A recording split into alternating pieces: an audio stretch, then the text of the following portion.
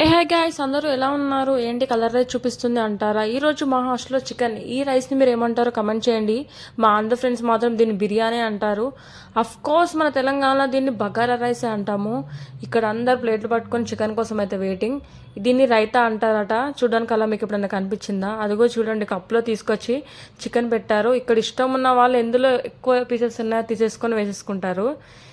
ఇది వెజ్ మాత్రం పన్నీర్ ఉంటుంది.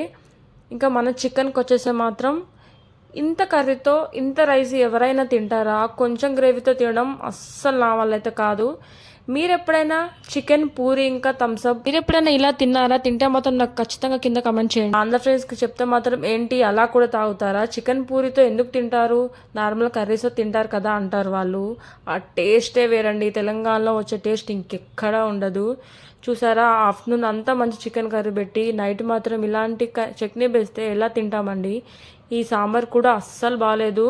సరే పోనీ ఎలా తిందాం అనుకుంటే లాస్ట్కి అయితే పెరుగు వేసుకున్నాను. పెరుగు మొత్తం వాటర్లా ఉంది. అలా కొంచెం మీకు కనుక ఈ వీడియో నచ్చితే ఖచ్చితంగా లైక్ చేయండి. అలాగే మన ఛానల్ని సబ్స్క్రైబ్ చేసుకోవడం మాత్రం మర్చిపోకండి. బాయ్.